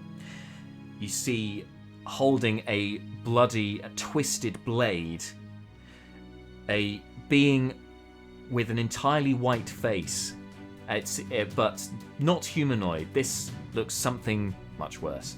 Its features have been twisted. Its nose is almost completely gone. The lips too have sort of seemingly disappeared, exposing its bare, sharp teeth. It has long, shoulder-length, just ice-white hair, and fixes you with these dead black eyes, completely black, no pupils, looking directly at you. You're going to need to roll some initiative for me, please. And we're going to take a very short break while you do that. What are you doing to me? We'll be back. I mean, Naeris. I'm so it's a journey. We'll be back very shortly.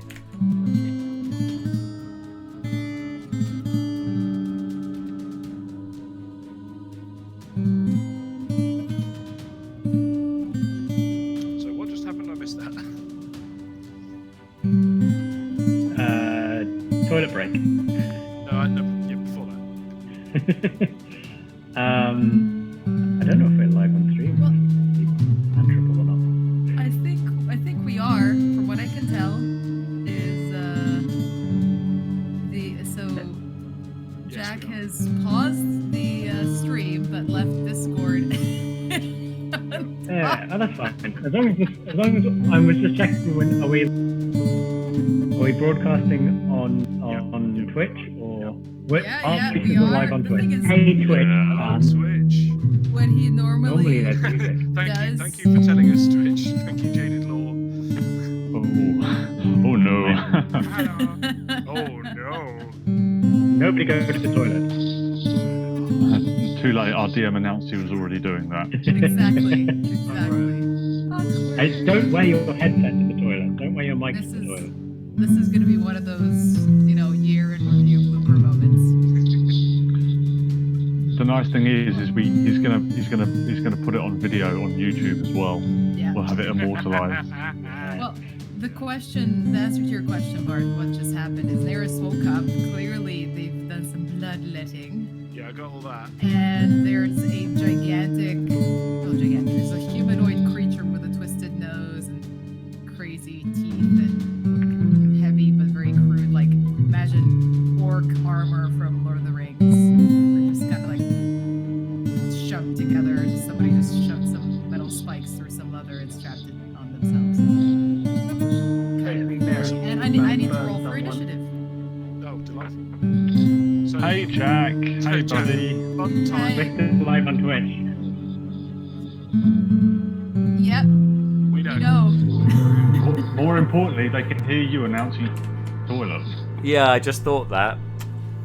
I mean, we all do it. I'm all recovered. I think you'll Okay. survive this damage to your reputation. I'm It's sure. the reality of streaming.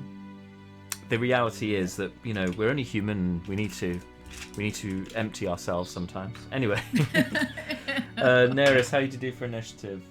I did 17. 17. Great, you get to go first. Hey. So this gaunt-looking, almost skeletal, with the way that the skin has kind of eroded back on this being, standing before you with a bloody twisted blade. What are you doing? Quick question, actually, about the cell. Is it just a completely empty cell?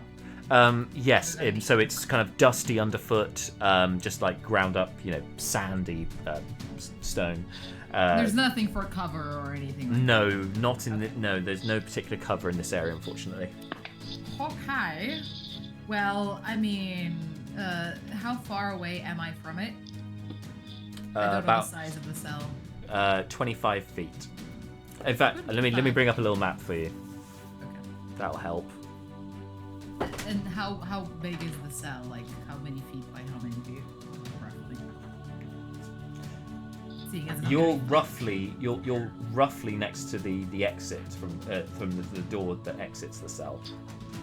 So the cell itself is about 35 feet in length and about 20 in width. Here we go. Right. So it's going. Fuck. So I'm closer to the exit than it, right? Yep. 100%. Well, I'm thinking Groundhog Day. Turn around. And try to blow the door away. Okay. I don't know if I want to waste a second level spell slot for that. But what? There's not really much else that would. Firebolt isn't gonna really be strong enough to blow a door down. Fine. Fine. Aghanazar's Scorcher at the door. Okay. To get the F out of there. So Aghanazar's Scorcher is not Scorching Ray, just Aghanazar's Scorcher, so just 30-foot line, bam, straight through the door. Yeah.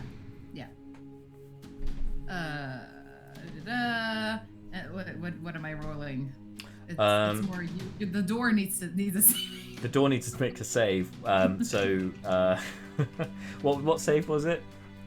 It was Is it dexterity or something? It's a dex save. It's going to fail because it's a door. It's an inanimate object. It will fail. Yes. So yes, roll some damage, please. Damage. If the door dodged out of the way, I'd be like, mimic.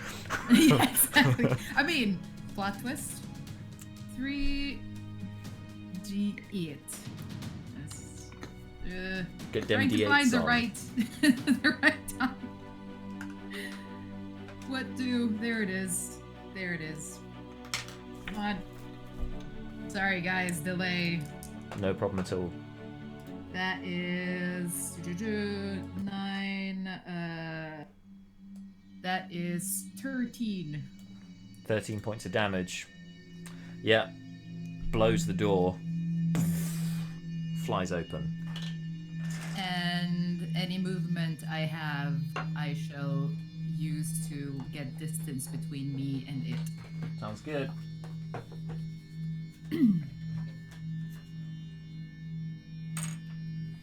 Naeris Run. Aradel, door remodeling service. No door, too flammable. Yeah. Get outside the door. Well, what's left of the door is now a doorway. So you can get There just be, like, outside. little burning splinters, like in like things on the side for. Naeris Aradel. No door. No door. No doors barred to Naeris. It's we're equal opportunities door. Yeah. There you go. So yeah, that's you. Over to it. Advances. I figured getting some distance between me and it would be a great idea. Oh god, is it Tim Curry? Good call. No. But imagine if it was. Despite the distance, it drops the sword down, which then disappears in a sort of with a black come smoke left on. over as it drops it, and instead a longbow appears in its hand, taking a shot at you. It's just gonna one-shot me. Natural one. First one completely misses you, and it just explodes on the wall again. This kind of with this black puff of smoke as it strikes the wall behind you. Takes another shot. Does a 16 hit. Yes. Okay. So you take 9 points of psychic damage.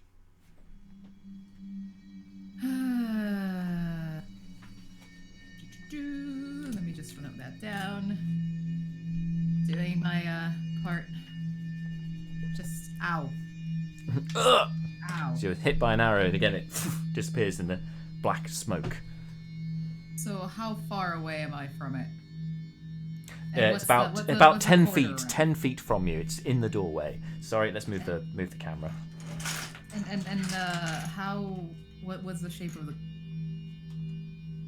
Shape of the what? Sorry. Where we're at? Is it just a straight corridor? Or Yes, you're in a corridor. You're in the cell corridor. You recognise that actually where you've come out was cell number 4, which has been destroyed. So you've got 3 and 2, 3, 2, and 1, which obviously you destroyed earlier. Just further Sorry, down I've this got a corridor. delay, so I'm trying to see where you're pointing to. So this is number 4, then there's number 3 and number 2 and number 1, which it's off the map currently in the fog of war. Okay. Well, I am going to, like, in a very, she's scared, right? Oh yeah. She's getting nervous. So I'm going to blast another Agenazar Scorcher. Actually, no. You know what? Burning Hands, 2nd level. Sounds good. Dex save from it. Well, a 9's a fail, so full damage. I'm collecting all the D6s. And that is 15 points of damage. I'm sorry, it cut the first part of what you said there. 15 points 15, of damage. brilliant, thank you. And you see, like, envelops it in the fire, but it just coldly stares at you, motionless, doesn't react to the fire. And but it's visibly charred. I am going to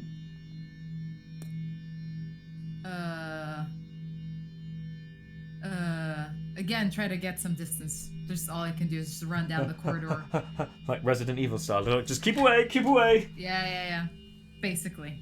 It's a good strategy. Rule number 1, cardio. Getting you further down this corridor. I'm just going to bring this around here.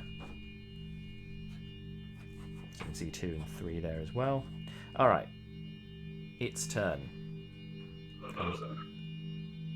Does it seem perturbed by fire at all, by the way? It didn't seem perturbed at all. God damn it. Takes 2 more shots at you. I am going to raise shield.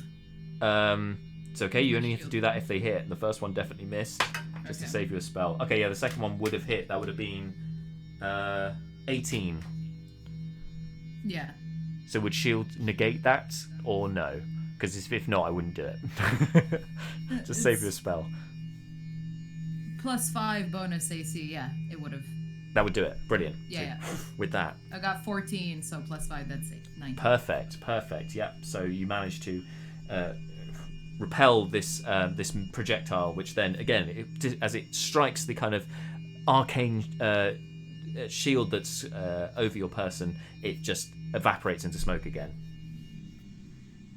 and it smiles. That's all you can see. The smile. Your turn. There's really not much else I can do. It's a good strategy at the moment. My turn. I mean, I keep running. Like, first thing, I'm gonna run away before I completely evaporate all my spell slots. Okay.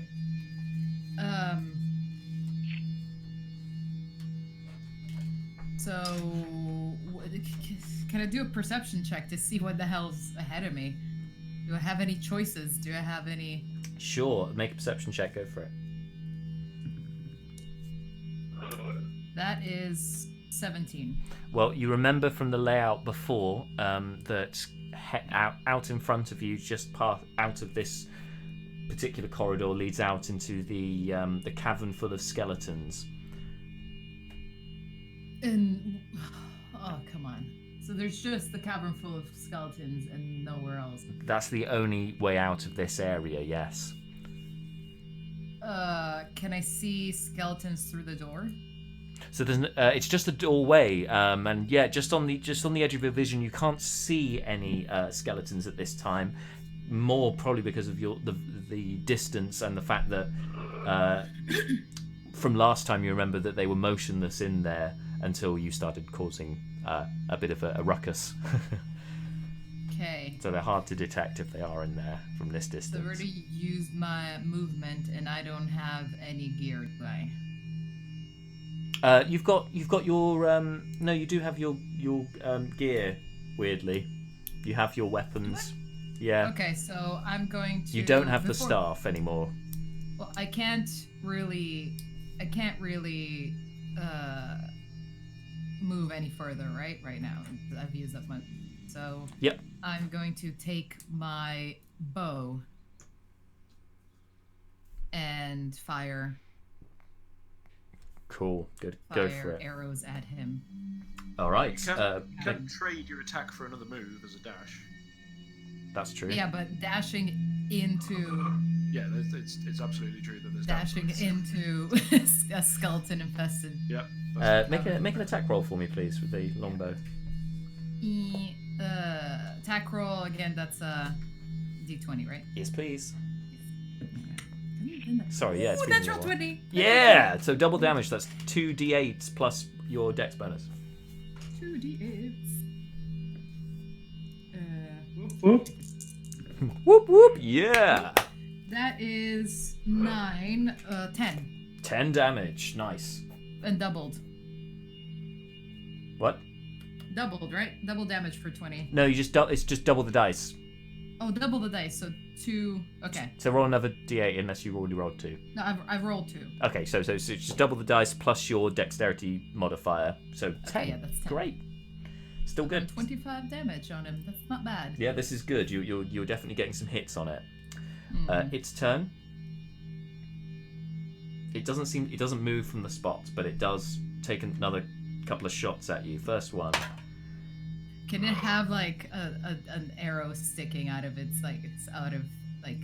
Oh yeah, reflection? Yes, it does. It has an arrow in one arm, but again, it doesn't seem phased by it at all. And it just carries on. First arrow, 11. I'm pretty sure misses. Yeah. Second one, worse, also misses, and then it advances up. It's now 25 feet from you. And it's your turn.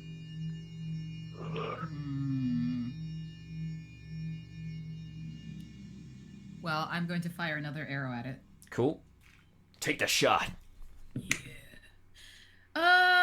That's a natural 1, so we've gone from 20 to 1. Yes. Yes! For getting that full range in there, you know? Yep.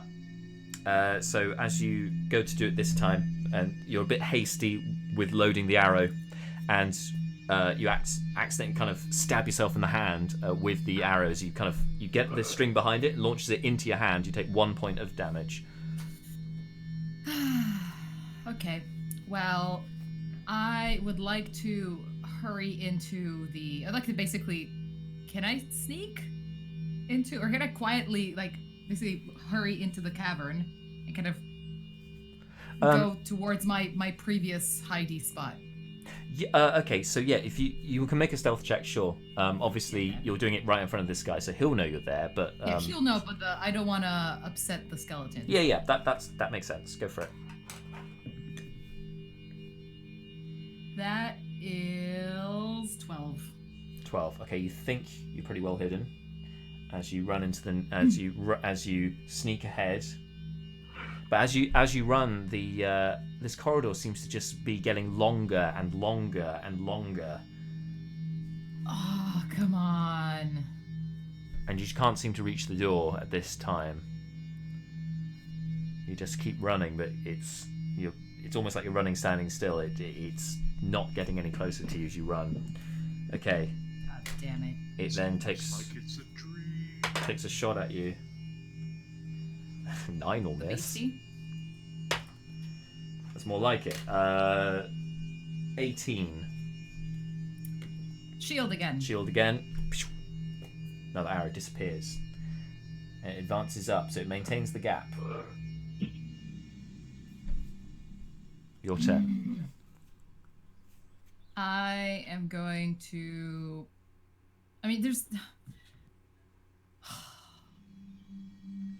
Is a cantrip a full action or? Yeah. Okay. Unless it says that it's a bonus action, but generally they're actions. Okay. Well, I'm firebolt. Fireball it. Yep. All right. So that's an attack roll from you, please. This is the little tank rolls. That is non-natural 20. Non-natural. Fair enough.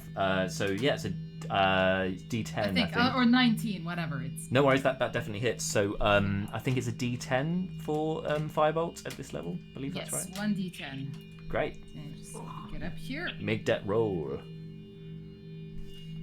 to remember. That's 6. 6. Do 6 points of damage to it. Yeah, 6 points. Yeah, 6 points of damage. And you see, and you kind of focus your fire intently on this being. Let off the flame from your hand. It strikes it in an explosion, and then suddenly, when the light dies down, you're back in the cell, and it's there, the same distance from you, but you're now back inside the cell. The door's back. Trippy. Its turn now. It advances up on you. With the sword reappears in its hand. First strike with the sword completely misses with 9. If it was 1, I was like, can I also kick it in the balls and keep that going as a theme? Sure. With your ability, you have when you use a fire spell, you have flames coming off of you. So now he's become within 5 feet. I believe he takes a D4 of fire damage. If you wanted to roll that. Yeah. Fire. 2 points. 2 points of fire damage. Nice. With its second strike, I did roll a natural 20. Of course. With the You were longsword. due a natural 20. I was due. I'd rolled quite a lot of 4s. With the longsword, that's 9 points of psychic damage to you. Not about to die. And it's your turn. Well.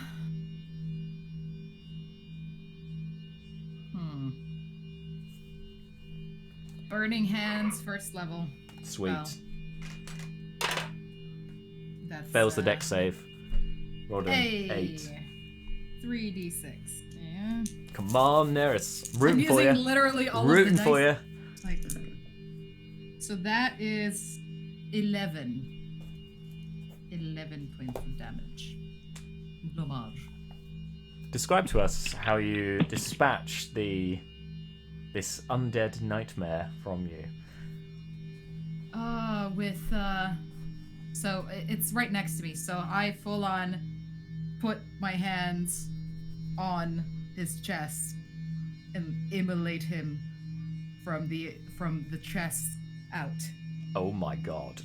Okay, and you do it. Your eyes And burn orange. burning and screaming at him and like tears coming out, just going because it's kind of a desperate move. I almost had a spell slot.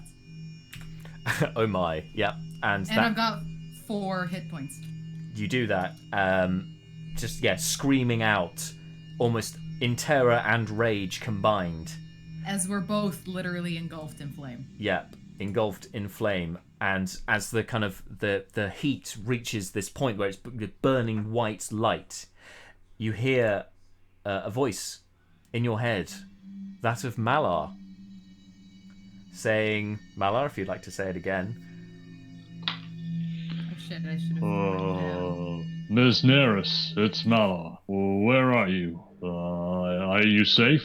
Describe your surroundings and an object we can find. You can respond to this message. Oh my god. And your vision comes back to... you come back to your senses. And you realise you're not in the 4th cell.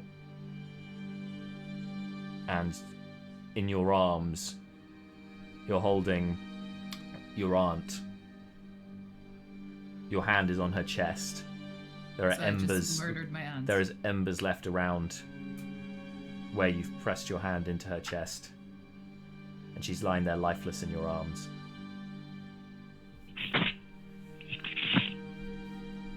This is just so. Wow. Wait, I think I lost audio. Hello. No. We're all as blown away by that revelation as you right now. Yeah.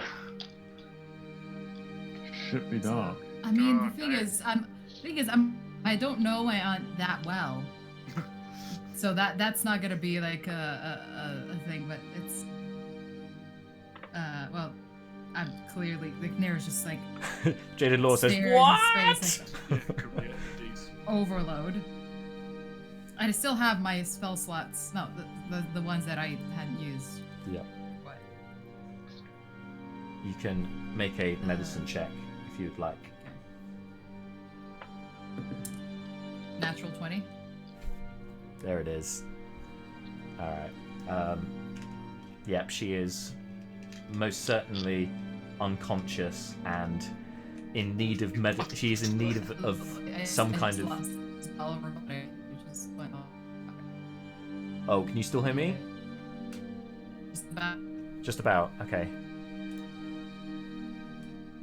She, okay. So you're, she is unconscious. She is in a bad way unless she receives some kind of healing, a magical healing. She is not going to make it. Okay, so... But she needs help fast. Oh, fuck. Well, I just, in a moment of like, but, hello? Yep. Okay, cool. So in a moment like, I cast Mending on her. Okay. Yeah. Just because, I guess, it starts mending. And the clothes that had been sort of burned away just start knitting back together again in the area immediately around your hand on her chest. Okay.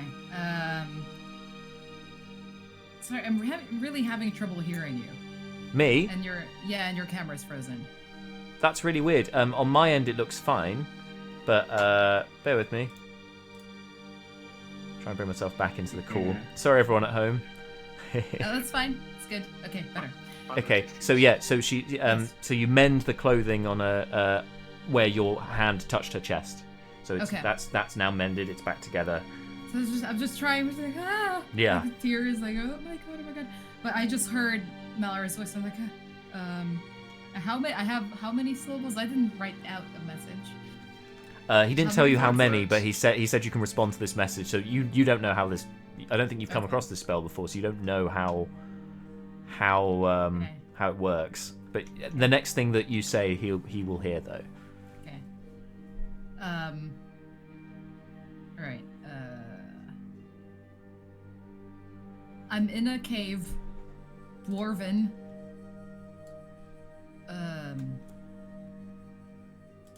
Trapped by red mages. Damon kidnapped me. I don't know how much of that was the heard. All of it so far, you're under the limit. Come help quick.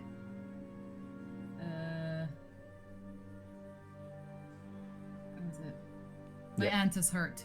That's it, and then that's where I'm. My aunt is hurt, please, and they'll just keep talking, but that like. But it that- just cuts off repeating just after last that, bit. yeah. Yeah. I think that was under, so you're good. Yeah, so Oh, that okay. that goes out. I mean, I have no idea. I'm guessing, but we'll say that got through. Certainly the meaning of the message definitely got through there. I was thinking a little bit too much about what to say, so imagine a desperate tone to that message. Definitely, yeah. And talking through tears, like there's little. And you, after saying this, you hear a very weak voice. Naeris.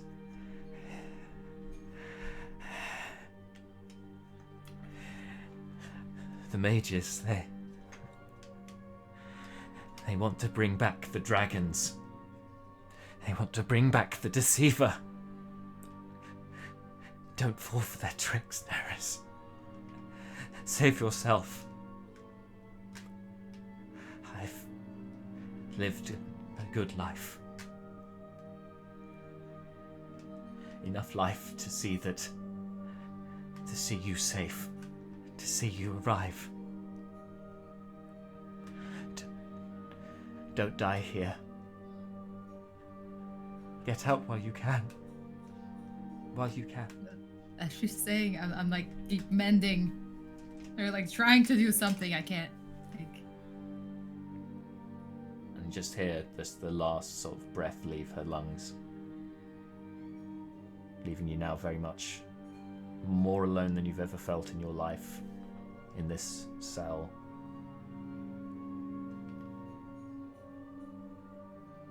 Can I like do a bit of a character bit? Do it. Go for it. Please. This is the time. Go for it. Yes. So she just kind of like, she like is like has this grief that just turns into what's really like part of her nature, just absolute rage. Like just she wants to have she has a vision of a voluntary vision of Damon's face, the head in her hands, as she literally melts it with fire in her hands. She wants to see everything, including his skull, melt in front of her. And she lets out this primal scream of pain and rage and everything, just vengeance, completely absorbed in just hatred and anger and pain, and like the fire that engulfs her when she she basically fires off another firebolt because she can't really fire off anything else. Yeah. But with the flames around her just kind of like exploding, like just with the emotions uncontrollably. I mean, it's not like they're gonna destroy anything, but there should be like black chars on the walls and things. And there's just like an explosion of fiery rage, and that's gonna stay with her. That is going to affect her, and like that, it's almost like Damon's death certificate was signed. There. And as far as she's concerned, anyway. The walls around the cell, they're all blackened, charred by this fire, and it seems although it seems like this wild rage that had consumed you in this moment as you kind of let out this as you say, primal scream, it seems subconsciously that you maintain some control as your aunt's body is perfectly intact and not harmed at all by the flames, even as they burn across you, even as your skin becomes a furnace to the touch and flames visibly appear around your skin as well. She's left unharmed by this effect and just falls limply to the floor. Yes. And at this point, unless there was anything else, Marty, you wanted to do there. I was gonna say just acting. Sorry, go for it. I don't want to ruin the moment. Go for it. No. So like after all of that, all the flames die down, like her skin still remains hot to the touch, but her expression kind of takes on not a serious like teenager face, but like almost like an older, like more knowing, more experienced demeanor. That kind of serious is that like would literally, that basically the intimidation level goes to where that +4 is coming from. Like just serious, stony, no much, just like cold-blooded, hot-blooded, cold-blooded. And she goes to the center of her cell and sits down and waits. Puts her knees underneath, almost like a meditative kind of like warrior-y patient sit and waits, staring at the door. And you sit there Waiting. for waiting for the opportune moment for when something will come through that door. Yeah. And you wait, and as you do, you can't help but even in your focused anger, thoughts of your aunt creep into your mind about what you'd seen in this hallucination, if you like, with this zombified form fighting you, and remembering the supposed good times you had with your aunt, although it ended up being a doppelganger as it goes, but just the cheery, warm personality that seemed to shine through. And you recognize... Think about telling my parents that my aunt is dead. Yeah, and you recognize that despite the fact that you didn't know her personally that well, she loved you and cared for you. And now she's gone.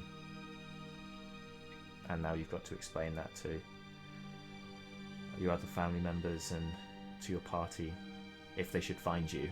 First you've got to find out how to get out of here. And that probably starts with burning the fuck out of the red mages. Yeah. So, switching back over then to the rest of the party who are continuing on the road. Sorry, thank you, Marta. Naeris can have inspiration, by the way. Hey! For some big character moments. The rest of the party, you're continuing on the road, on the half road. You've said goodbye to Gustav Racontel, who's left with his carriage towards Burikrin, and the rest towards Rundar. I keep doing that. And the rest of you are now have the one carriage, which means you've slowed down the pace so that everyone can keep up, as only 4 of you can fit inside the one carriage you have remaining. You obviously have the horse with Horsey for Seth to ride on, or whoever he deems worthy of riding it at this time. But you are continuing at a slower pace, and Malar, you hear in your head, you hear the message back from Naeris. Exactly verbatim. I can't remember it all, so I won't repeat it, but that exact message you hear back, that she's in a cave, Dwarven. There are red mages here. And she mentioned Damon by name. Damon, yeah. Transcribe the whole thing, but we definitely got that. Yep. Malar is going to turn to or find Brukon.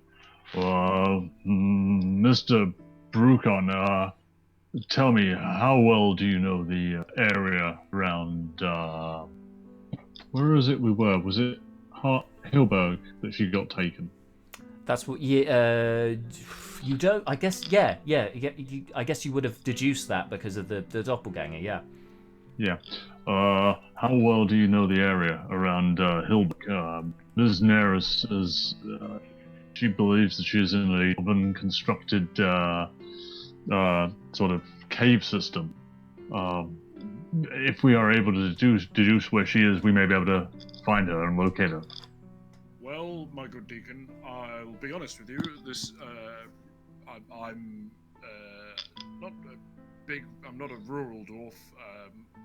My roots are much more in the city, but it's just conceivable I might have heard of or had some sort of lesson in relation to some of the older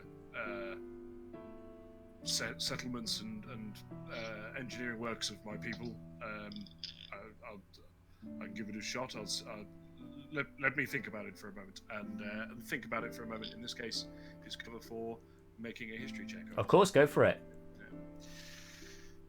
This I am going to use that inspiration on. This is prime inspiration using territory. Cool. So let's do this with avantage. So histoire. Okay. Thank God I used the inspiration. 15. 15. All right. So Hilberg is not somewhere you frequented before. It was a first for you when you joined with the party, heading that way from Halfrage. However, what you do know from your experiences so far in Hilberg is that there is somebody around there that you have come across, or at least some of you have come across. I don't think Brukon was actually present, but you know from your other party members' experience that there is a ranger that that does preside around Half-Light Forest and the Hillberg area, he would be a surefire bet to be somebody who would know the lay of the land and possible areas where old dwarven settlements may be. But given the fact that you are a Brukon resident yourself, you know that ancient forts, for dwarven forts anyway, were more or less underground, and some of them were denoted by cairns, but that's all that you can recall. But you believe this ranger was called Greenblade or something like that.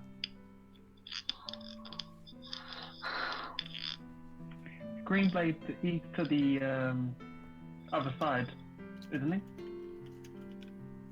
You encountered him in around Half-Light Forest on the road between Half-Reach and Flaming Jacks before, but he did say that the forest is kind of his domain, and also he had a letter that you wanted delivered to Hillberg, which I believe. Yeah, because we've delivered that. Yeah, you've delivered it, and I think you have encountered him since then outside of Hillberg, because Hillberg does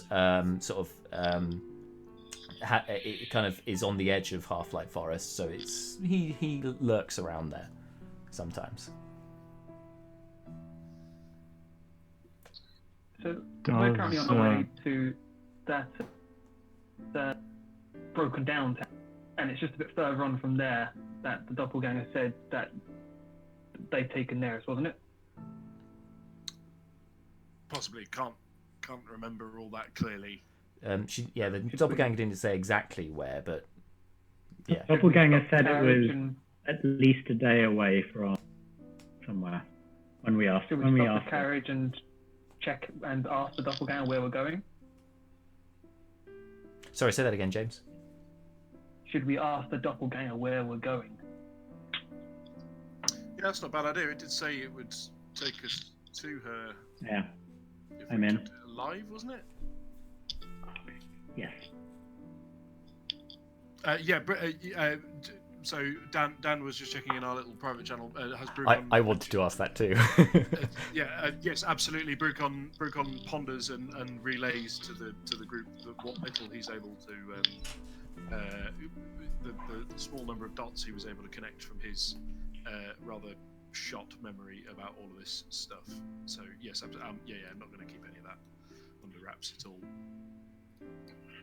It would be entirely possible for me to arrange Mr. Greenblade if we can reconvene at Hillberg. I can send a message if need be. What, do we need to go all the way to Hillberg? Because Hillberg's still a day and a half travels away. Shouldn't we check to see if we need to go somewhere much closer? Because you said it was a day away from the small town when we encountered her, so we may not need to go all the way to Hillberg. Yeah. I think maybe our first protocol would be interrogating the person in the chest to ascertain some further details, Mr. Cool. Should we stop the carriage and question her here? There's not anywhere better before we get to town. Let's do it here, I say. Yes, Mr. Seth, right now.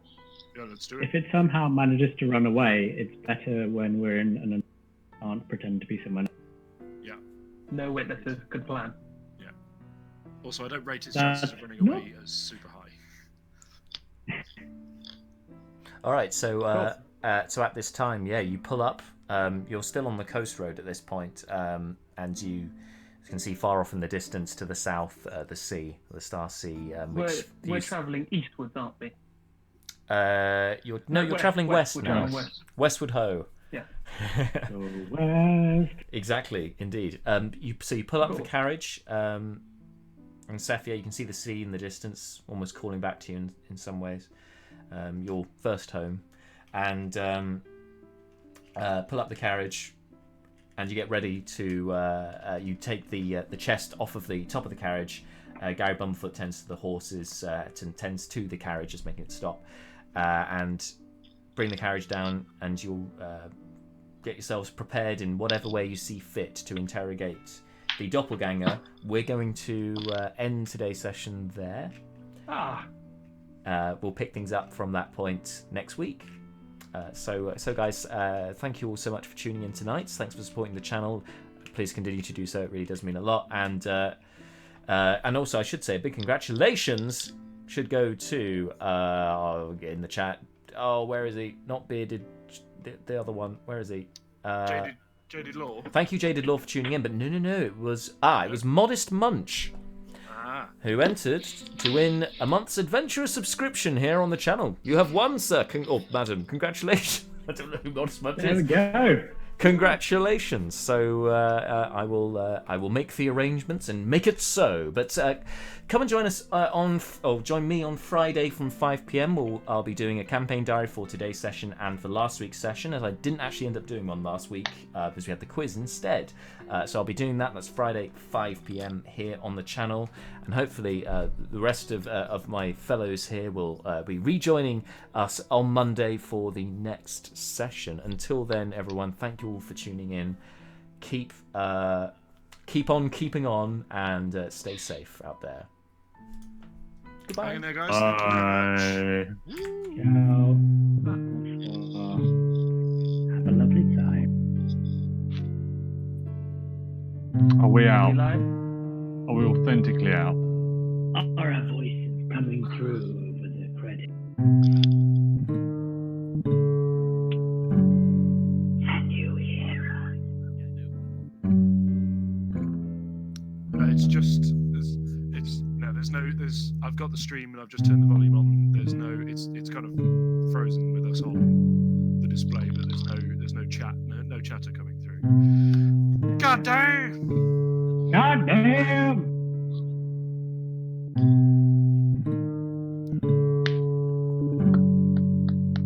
I think Hundreds of people using the internet at the same time. My guess. that was Hundreds.